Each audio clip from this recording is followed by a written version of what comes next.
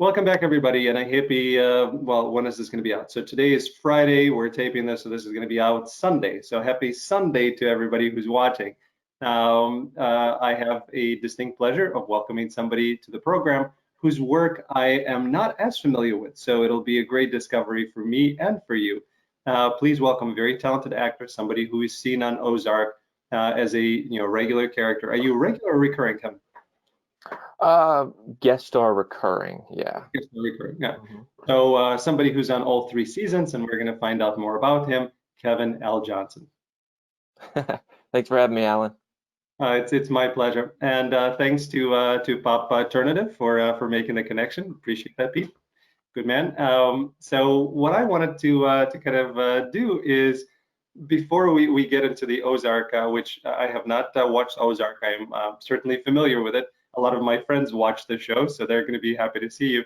But I found in my background kind of research, I found a lot of interesting things that I want to bring up. So you went to college and you kind of had a double major, but initially you were a computer science major, which I love because I'm a computer science. I didn't major in computer science, but my whole career has been in computer science. So I definitely want to ask you some questions about that. Of why computer science? What was your focus? And do you still kind of tinker and do you still do any programming? Um, so, so when I went into college, I went in as a computer science major, Right. um, and then I changed to an English major because, man, like computer science was a little more difficult than I guess I thought it was going to be. I mean, I should have. I mean, I liked video games in high school, so I thought, oh, well, yeah, that's cool. I'll make video games. Yeah. I mean, I like playing video games. How hard can it be to make a video game, right? No, I mean, it's people who can, you know, code and algorithms and all that, more power to you. That stuff is not easy at all. I think I got past my first semester in computer science and I was like, wow, that's the intro in my college to computer science. Yeah, I'm not gonna be able to do this. So I had to switch, man. I really did. I couldn't help it.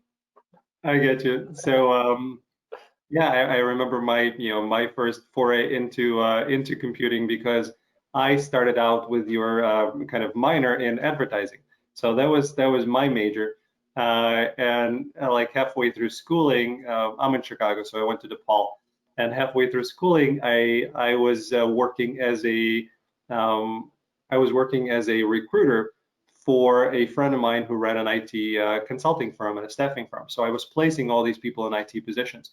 And this was almost 20 years ago. So I remember distinctly kind of looking up and seeing what the salary was going to be with my degree in advertising from DePaul when I would graduate, and I was going to be making 24,000 a year. And by that time, I was placing all of these people into IT positions, which basically was starting out in the mid 40s, and with a little bit of experience, people were in the 60s and 70s and 80s.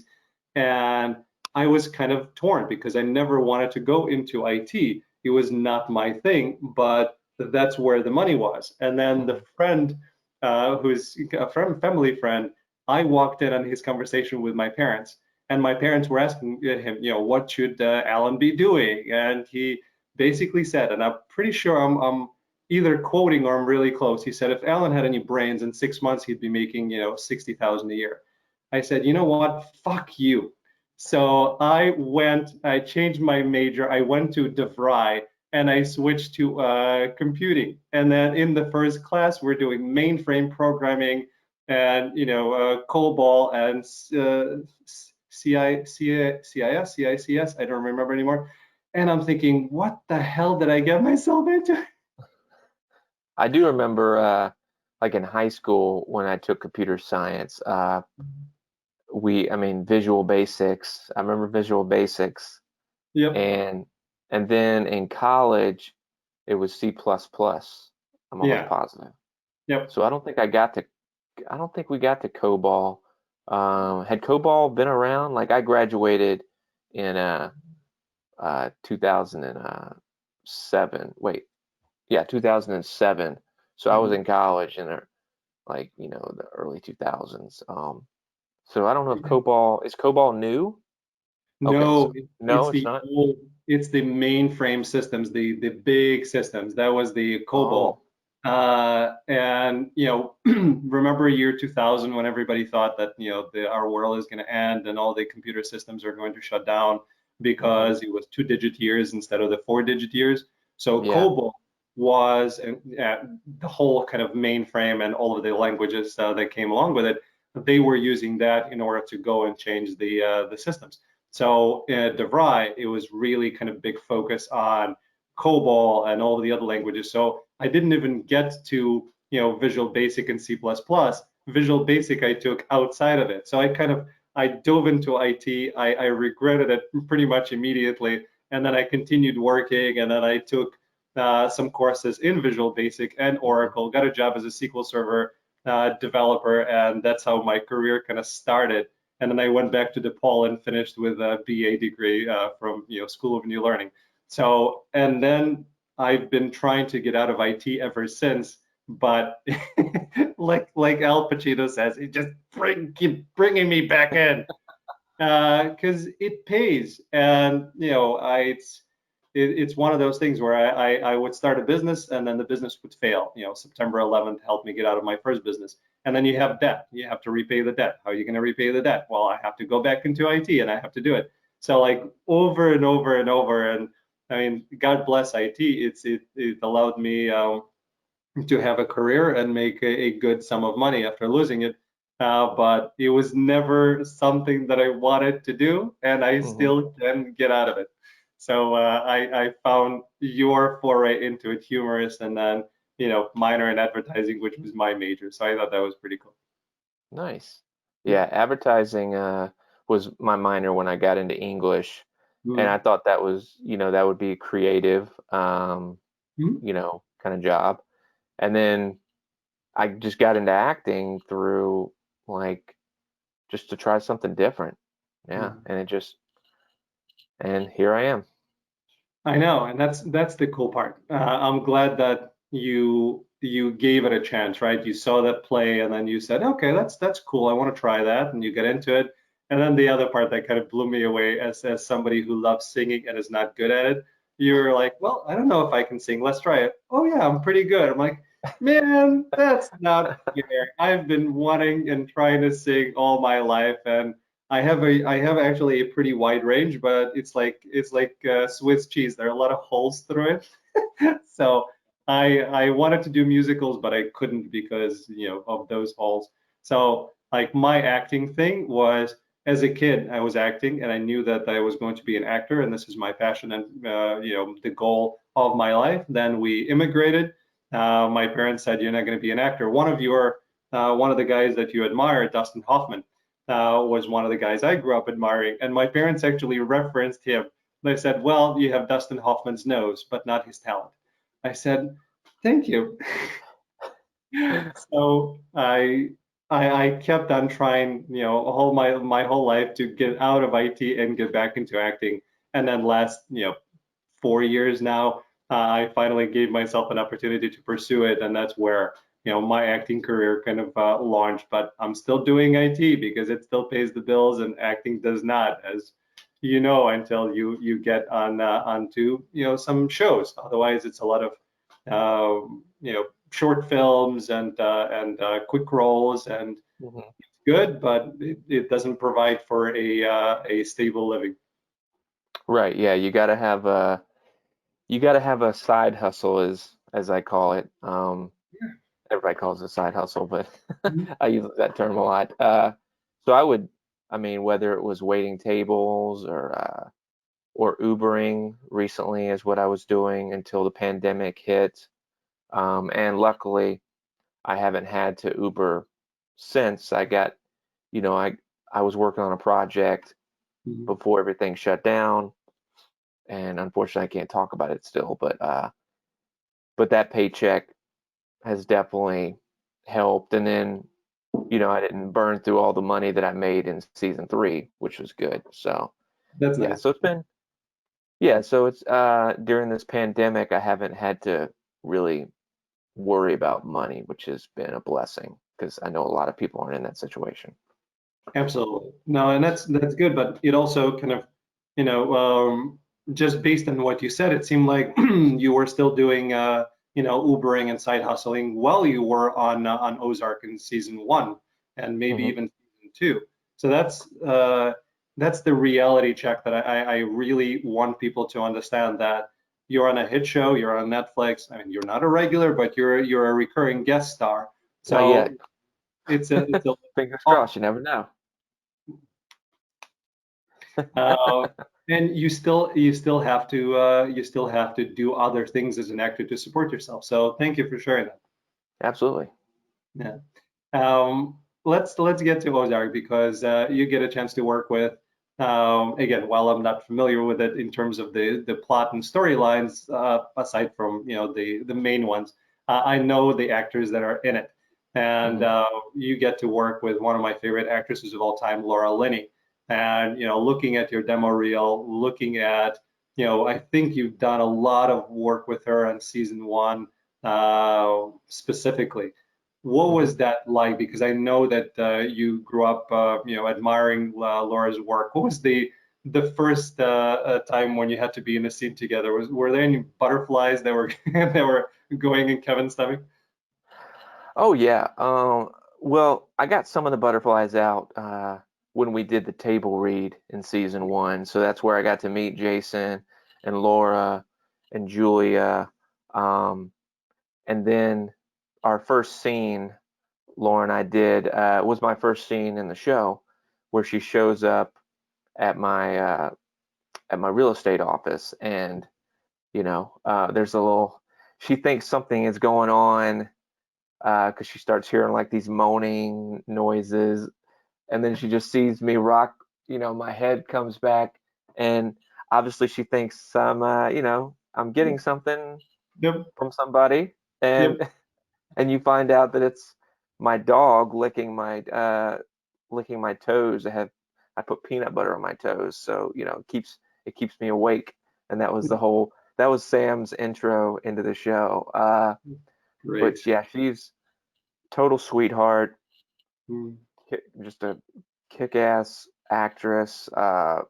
Like she's done it all, and she's a national treasure, as I call her, or Laura fucking Linney. I agree. I agree. In terms of, again, kind of the pure acting approach, when you're in a scene with somebody that strong, does it is there any intimidation, or by that point, hopefully you're so kind of ingrained in your character that you can just play and not observe yourself and try to keep up?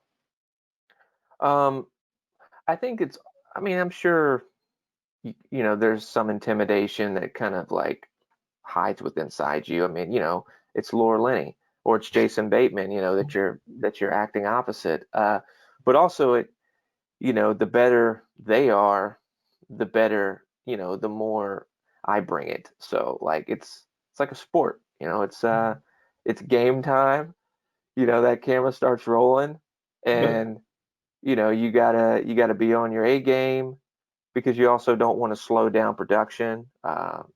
So a little, I mean, if you're not nervous when you go into a scene, then I mean, you gotta have a little nerves. I mean, because Mm. if you go in like, oh yeah, let's do this, cool.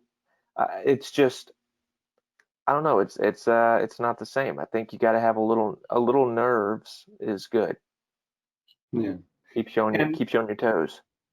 yeah, and what's your approach in terms of acting? Me personally, I tend to kind of gravitate to Meisner, just because it allows me to get out of my head and get into the other person's eyes, and then I can just be, whatever comes, right?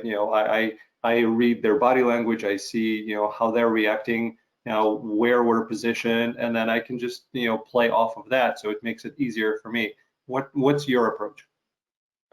Yeah, I mean, I like Meisner.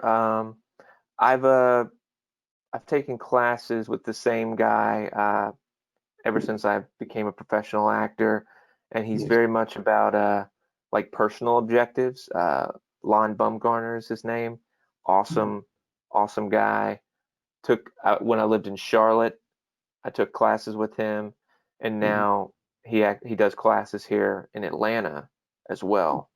Obviously, nobody can take classes right now because of the pandemic, which Yeah. is unfortunate. But yeah, so I'm all about personal objectives. But you need to know the fictional objective as well in Mhm. the scene. But yeah, it's trying to describe how to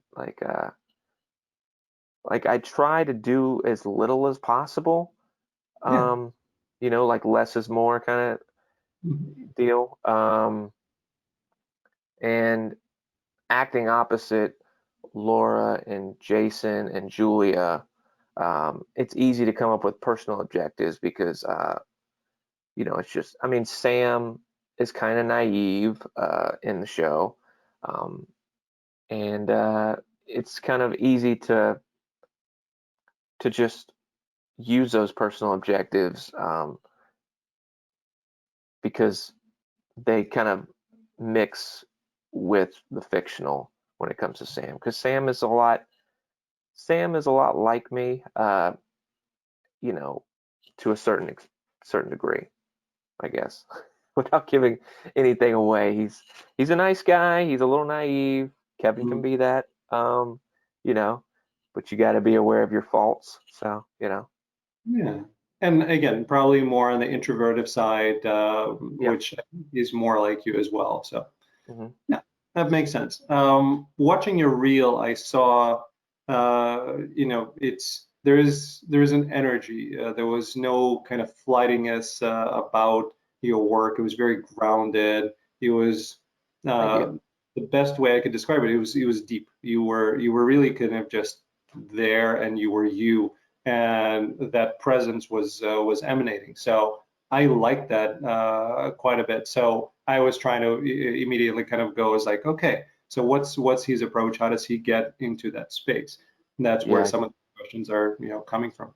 I gotta thank Lon for that. Like I learned a lot from taking classes with him over the last, man, over 10 years off and Yeah. on.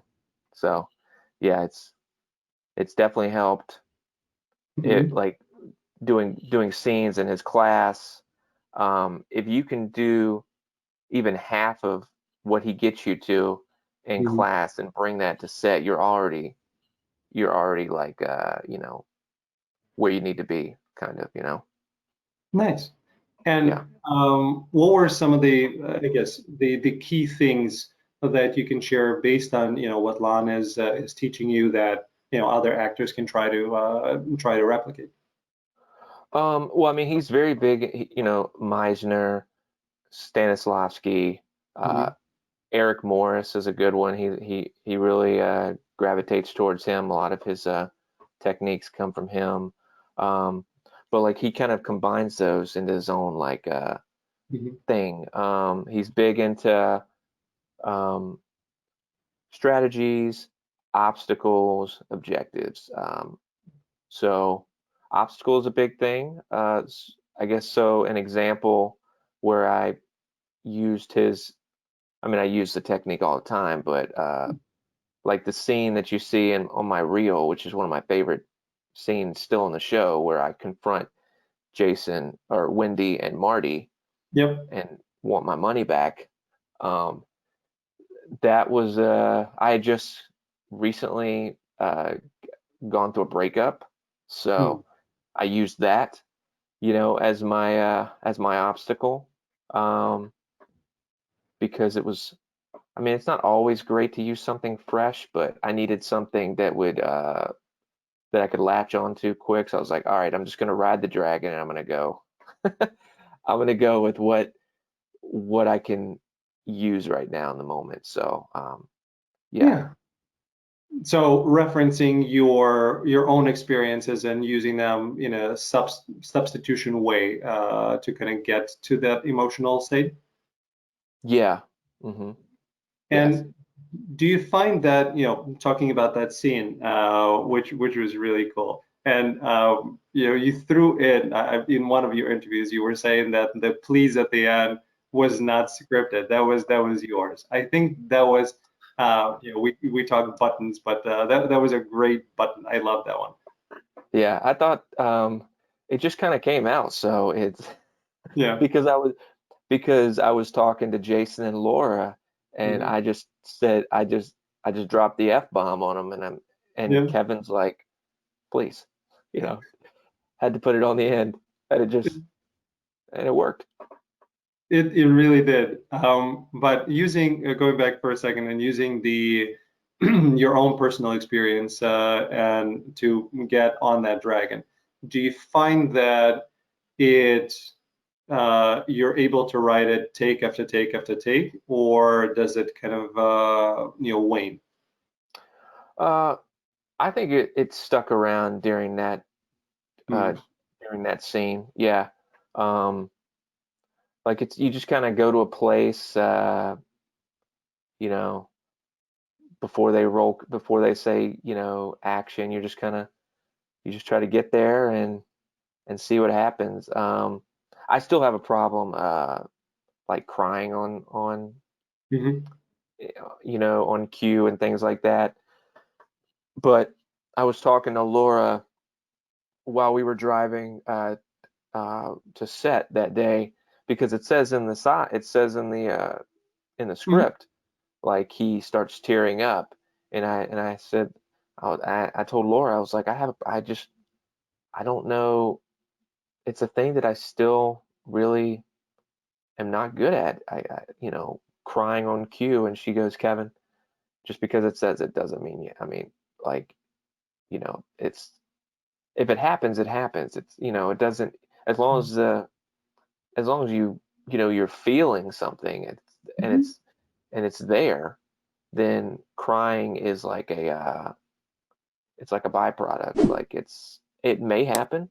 Um, Now, obviously, there are times on set where the director needs you to cry, but that's where I found that a lot of sets use the tear stick, and I Hmm. was like, oh wow, that's amazing. Okay, because some people just have a problem Yeah. crying on cue, and I think it comes from uh I mean, there's a lot of men out there that are really good at it. I'm not saying that Hmm. everybody can, like all guys can't cry on cue, but it's difficult. Um, Yeah. and yeah, it can, so the tear stick definitely helps. Yeah, sometimes. And thank you for sharing that. I was hoping that you would, because it it's something that people need to know that, hey, there are many ways of getting there, and one is not better than another. It doesn't have anything to do with how good of an actor you are. It's just these are different, tools of the trade. Hmm. And when I remember specifically, having to in not in an audition, I already got the part. It was kind of a table read, and the director kind of moved the tables out. He said, "All right, let's play." And Alan, go ahead. I'm gonna try this scene, and we blocked it out. And I immediately realized that the scene that he wants me to just do on the spot is the scene where the character is broken down and he's crying because his daughter just committed suicide and he just found out about it. I'm like, okay, that's great. Let's try that, because I did not know, whether I was the actor that could cry on cue, and immediately kind of the technique that came to mind is one of the acting coaches that I had class with at that time was showing us a breathing technique. And he basically said that, when you're breathing a little bit more rapidly, when you get to that point, you kind of have this emotion swelling up just from a physical chemical reaction, and then you Yeah.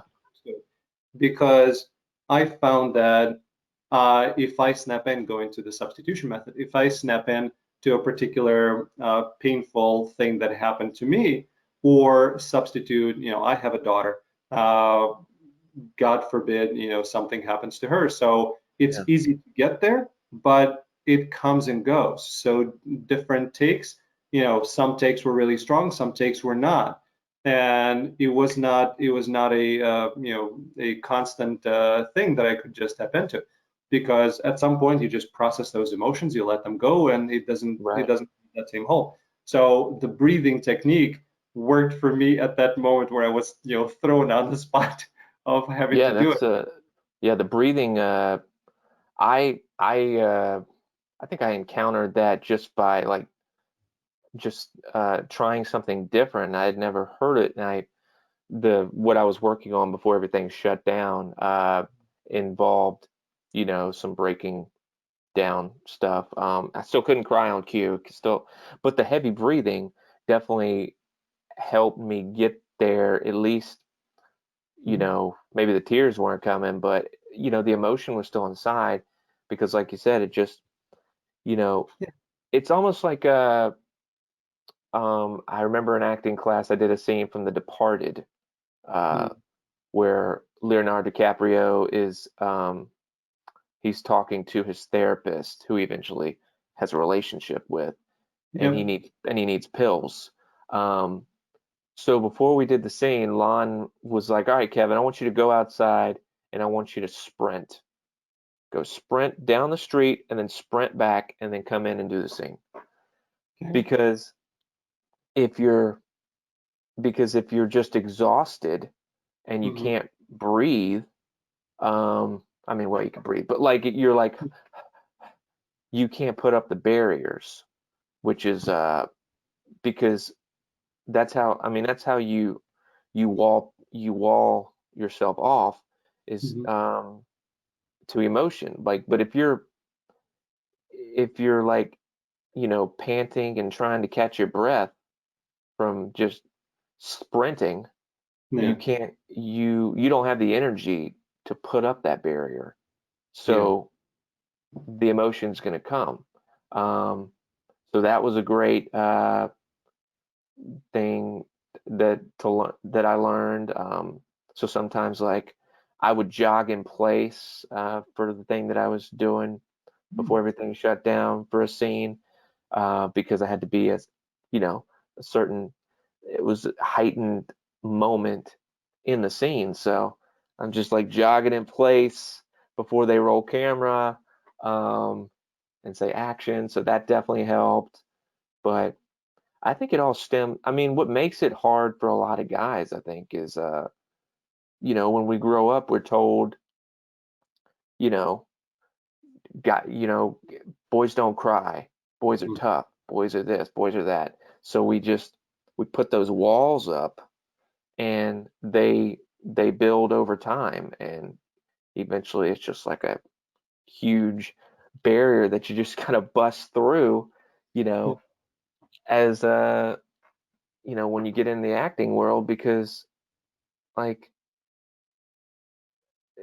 some of the best actors are kids, because they have no filter. They want. So like they're gonna find a way to get whatever they want. Like if they're hungry, they're gonna show you they're hungry. They're gonna cry. They don't think about like, oh well, that's not manly. I can't do that. Those are things that we create, you know, through years and years of being taught boys don't cry. Mhm. Boys are tough, you know. Yeah. And you just have to break those things down when you get into acting and become more kid-like almost, like that's why it's called a play. You're supposed to play. And it's hard to play when you got those barriers up. Yep. Yeah. Yeah. And that's why that's where training comes in. and you really kind of just have to work on it, and you have to break through those barriers and understand how you can do that repeatedly. And you know, we're always going to be guarded one way or another, but Hmm. how to let that down when you need it, that's the training part. I completely agree with you. I keep thinking back, and maybe I'm gonna find it and kind of do a little insert here, but I remember watching somebody did something like, how actors cry, and somebody did a little, kind of a thing where, a guy is supposed to be in a scene where his, wife is dying and she's laying in a hospital. He's supposed to be crying. So right before that shot, they're showing him getting a kick in the nuts, María Luisa, and having it see. no te mueras, por favor. And that's how, some people, get those tears. I do not suggest that in practice. Uh, but Jason, kick me in the nuts. Jason might actually. He is a good guy, but I think Jason is the kind of guy that may go for that and do that for. The other thing, last thing on crying that I found that works in case somebody else needs another approach is before the scene. The videos, for me, the videos that always make me cry are the videos of military, dads coming home and surprising their kids. And those are the videos that immediately kind of get that emotion. So, sometimes that's where I go. Then before the scene, I would go and kind of watch those videos. They're not long, and it gets kind of me on the right frequency. So I'm not quite there, but I'm ready, and sometimes that is helpful. So Yeah, that I could see that working as well. I've tried the movie Interstellar with Matthew McConaughey. Mhm. There's something about the scene where they're on the planet where time goes by really fast and they Mhm. can't get back to the ship. So they've and by the time they get back on the ship, 20 years has gone by or something, and he Yeah. realizes how his daughter has grown up. Like he sees his daughter grow up, and he sees his son grow up through all through like the videos that they sent him through the years to try to get in touch with him, and he was on this, but time was different. So he sees his son have a baby, and then the baby dies, and then he breaks up with his wife. I like all that, and then the music in this Interstellar is really really good. So that's worked before. Yeah. Yeah, there's a lot, like any like those kind of things, like or just music in general. Like if you listen to a song, like Adele can do it sometimes for people. Like Adele is, sad music sometimes. But yeah, whatever it takes. There's all kinds of techniques for sure. To little tools, little tricks of the trade for sure. And that's the fun part, right? So and I want people watching to know that, hey, whatever works for you, there's always a way to figure something out, and don't get into the mode of viewing yourself as less than adequate in something. You can figure it out, and you're not the only one who's doing it. So I would also say, like for practice, I mean, I guess you could call it practice, but just be open. Like when you're watching TV, like This Is Us, does it sometimes for me. But like yeah. early on, like when I got into acting and I would watch shows, and like I never got emotional. For some reason, lately, you know, I'll be watching something and I'm okay with letting the emotion hit. Like don't be afraid to just feel. If you feel something while you're watching a TV show or while you're watching a movie, Mhm. you know, don't think you're like, you know, less than because you get a little emotional watching something. I think being you like if you let that emotion just naturally come, it also kind of helps you, like, when you get on set, because, oh yeah, okay, so I've cried recently, yeah, so it's not something that, I'll just wall off. Maybe it'll come. I don't know, just you got to be open to the world around you. So Yeah. just, yeah, be Um, aware. it's a great point. I I'm gonna ask you what you've been binging during this time in a second, but Yeah. you just reminded me that I was binging Madam Secretary. Have you watched that show, Madam Secretary? I never got into that. I know what you're talking about though. Yeah. So at they did a season 6 to kind of wrap things up. I think it was 10 episode run just to give it a full ending. And in the penultimate episode, there is a just a she becomes president. So it's Madam President now, and there's all sorts of kind of people trying to tear her down. And she looks outside, and there are just thousands and thousands of people chanting, "She's my president." And, just seeing all of that and kind of what she has been going through and now being accepted and wanted by people, boom, I'm there. That was crying. So it's like being open to it absolutely will help you as a person, and then it will help you as an actor as well. Oh yeah, absolutely. So what have you been binging now that you have a little downtime? Oh wow. So right now I'm watching Schitt's Creek, which is Yes. incredible. Like they won all those awards at the Emmys, and I had heard of the show, but I'd Mhm. never watched it. So I was Yeah. like, all right, I guess I need to watch this, see what it's all about. And yeah, I'm on the last season. I think I'm on episode 8 or 9 of season 6. And that's just been an incredible show. Mhm. There's some emotional moments in there for sure. Like like when David and Patrick, like when Patrick's singing to him at the open mic night, that was pretty emotional. That was like, wow. Yeah. Um, but what else am I watching? I just finished this new show, Utopia, on Heard. Amazon.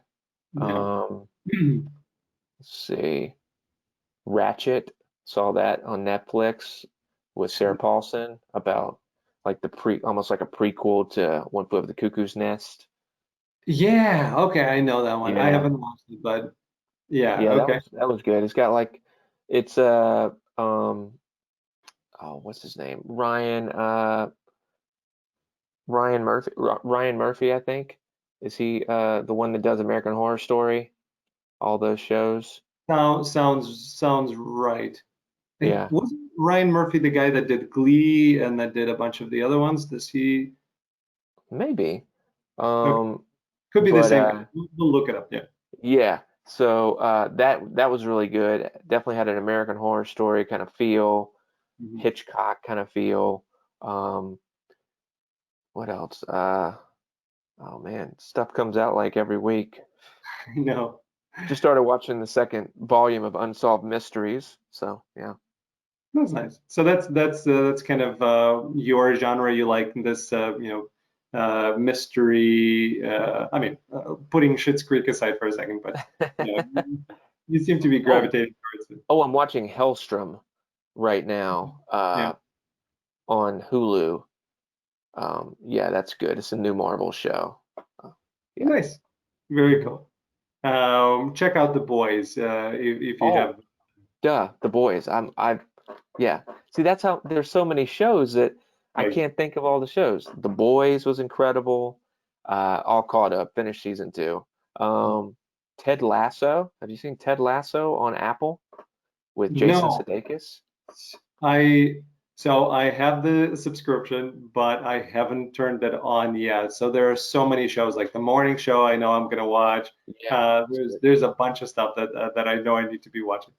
But Ted Lasso is a feel good, like it's a show that we need right now. It's Good. funny, it's heartwarming, it's got emotion. Like you go through the emotions with Ted Lasso in the Mhm. show. Uh, Mhm. and Mumford and Sons does a lot of the songs, which is one of my favorite bands. So that's really cool. Um, have you, going back to Schitt's Creek for a second, there is another really great Canadian comedy called Kim's Convenience. It's on Netflix. You may want to check that out. Okay. It's about people who run a convenience store in Toronto. Pretty sure it's Toronto. And kind of the family. It's really another one that's really funny, but has a ton of heart to it. So I think it's the number one comedy in for the last 4 or 5 years now in Canada. So check that one Oh, out. over Schitt's Creek. Wow. Those two were kind of the big ones. Kim's became, I think, well known before because it's on CBC, and then Schitt's Creek. It took a little bit of time for it to kind of not find its groove because I thought it was amazing from season one, but for more and more people to tune into it, Hmm. and it ended up winning all the Emmys. But Kim's Convenience took a ton of stuff, and they've done it over the past number of years. So they ton of awards. It's pretty sure it's still number one comedy in Canada. Okay, So I'll have to check it out. yeah, very very cool. Few more things in terms of quotes. Are there any quotes that kind of stick with you and that help you go through life? Oh wow. Let's see. I might be paraphrasing it, but Sure. when it comes to like, auditions and, wanting to book the job, Mhm. Bryan Cranston said in an interview, um, just remember like when you're going in for you're going into the audition, going into the audition is the job. And you gotta and then wait, how's that? Oh man. Okay. You're not going in for a job. Going in is the job. So you got to have that mind, that little switch in your brain. So I might have butchered that phrase, but that's one. And then I've seen Dustin Hoffman's Inside the Actor Studio interview a number of times. It's been a while. I might watch that again soon. Um, but I think at the end when he's talking to James Lipton, he he's talking about like being a painter. Like if a painter, um, if I was on the street and I was painting and somebody took away my my paint board, I would paint on the concrete. If Mhm. somebody took away um, what is it? If somebody took away my paint brushes, I would uh, I would spit on my I would spit on my finger and draw on the wall. I'm completely butchering it. It's a lot longer and it's a lot more poetic, but basically meaning if he meant basically even if he wasn't making money doing it, he would still be doing it kind of Yeah. deal. I know I butchered the hell out of that. If you Mm, Google it, I'm sure it's online somewhere. Yeah, yeah. we'll find it and we're gonna put it right below the video so It's everybody at can. the end of inside. It's at the end of his interview and Inside the Actor Studio. I know that. I would Hmm. spit on if I was in a cave and I was butt naked and I had nothing. I would spit on my hand. I would spit on my finger and draw on the wall. Like that's how determined to continue being an actor, even if he never got uh, his big break, which was The Graduate. Like if he had never gotten that, he said he's like, I would absolutely still be doing it. I would be teaching or something. So, yeah. No, if it's yours, it's yours, and there's no going away from it. It's who you are or you're not. I equate it to one of my friends when we were in high school. He was about to have a date with this girl, and he came to me. He's like, dude, okay, so we have like half an hour. Teach me how to be a gentleman. I said, well, I can teach you a few things. I can tell you to open the door and do all the other stuff, but you're either a gentleman or you're not. So same thing with actor or anything else that people are passionate about. You either are or you're not. The rest is mechanics and determination. So anyway, last question. So I know you're still, you've been doing this for 10, 15 years now, but you're still at the kind of beginning of your acting career. So if you had a chance to go, and talk to Kevin as he was just starting out and starting to take some classes, and from your current vantage point, offer one bit of acting advice, what would that be? Oh, get out of your own way. Stay, you know, just love what you're doing and don't overthink it, and work at your craft, and yeah, just get out of your own way, because that's, as actors, that's what we tend to do. We tend to get in our own way, Yeah, when we should just be, and you know things, and good things will happen. yeah. Thanks. You just helped me come up with the title for this episode. It'll be "Don't Overthink It." Don't overthink it. There you go. Uh, Which all Perfect. us actors do. Oh, absolutely. I am in that boat, and I have to try desperately to get out of my head all the time.